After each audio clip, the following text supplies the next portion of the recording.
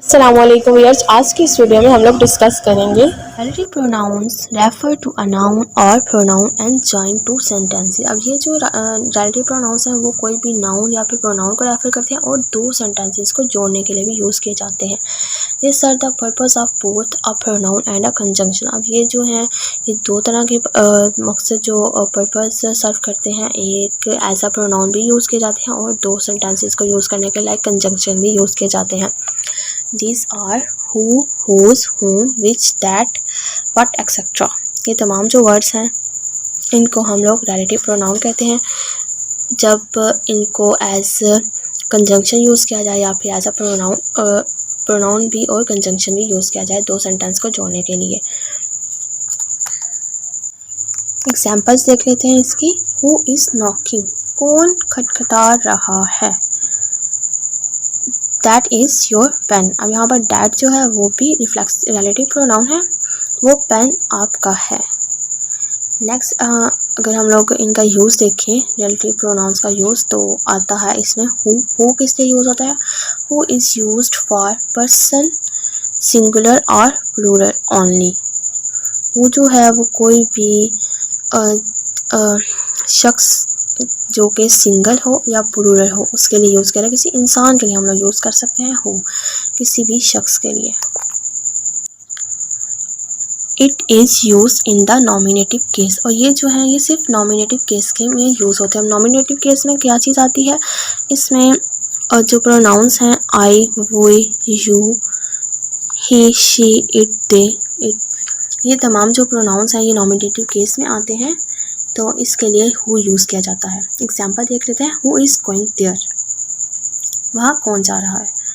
The student who did not work hard failed. अब यहाँ पर भी हु जो है वो स्टूडेंट के लिए nominative as a nominative case के लिए यूज़ किया गया है।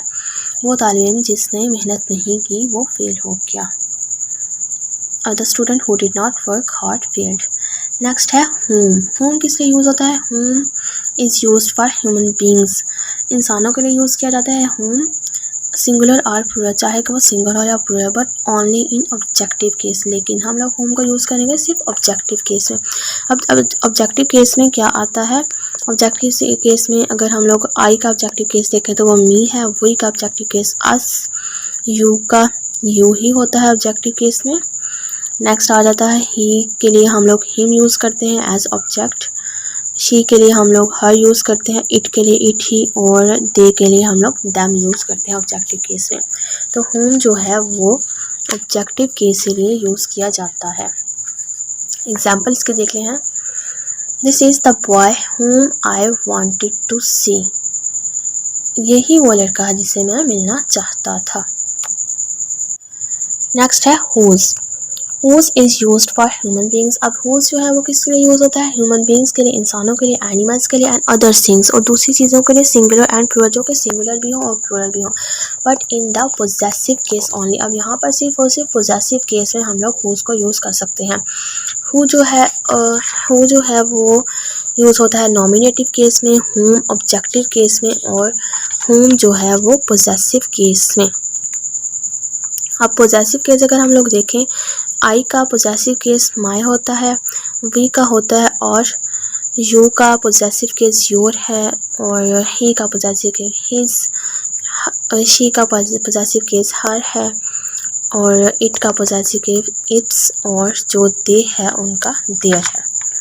तो जो है हुज वर्ड उसको यूज़ किया जाता है as a possessive case only, इंसान के लिए, जानवर के लिए, या फिर दूसरी चीज़ों के लिए जो कि सिंगुलर और प्लूरल भी हो, लेकिन सिर्फ और सिर्फ पोजेसिव केस में। एग्जाम्पल देखते हैं इसकी। This is the chair whose leg is broken. ये वही चेयर है जिसकी, ये वही कुर्सी है जिसकी टांग टूटी हुई है। Whose leg is broken. Leg जो है वो चीज़ है, इसलिए यहाँ पर हम लोग हुज यूज़ करेंगे, बेजान चीज़। ह्यूमन बीइंग के लिए भी यूज़ किया जाता है, एनिमल्स के लिए भी यूज़ किया जा सकता है।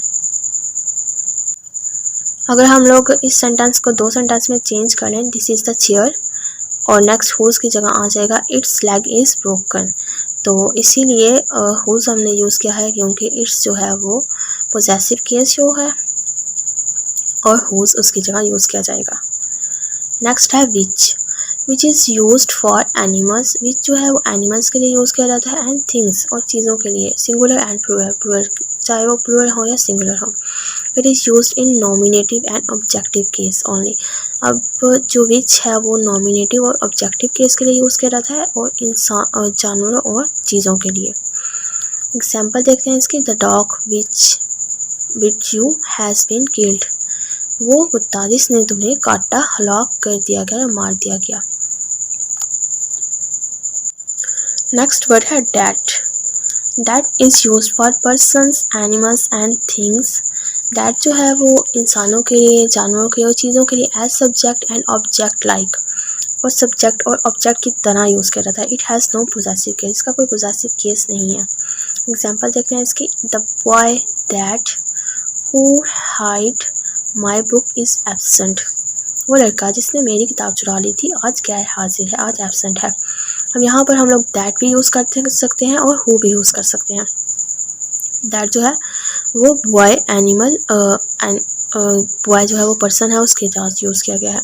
This is the book. अब यहाँ पर बुक जो है वो थिंग आ गई है, ठीक है। थिंग के लिए भी हम लोग यूज़ कर सकते हैं दैट। विच यू आस्क्ड, अब यहाँ पर विच भी यूज़ किया जा सकता है और दैट भी यूज़ किया जा सकता है। ये वो किताब है जो आपने मांगी थी। अगर आपको ये वीडियो अच्छी लगी तो इसको लाइक और सब्सक्राइब ज़रूर कीजिएगा और बेल आइकन को प्रेस करना मत भूलिएगा। Thank you.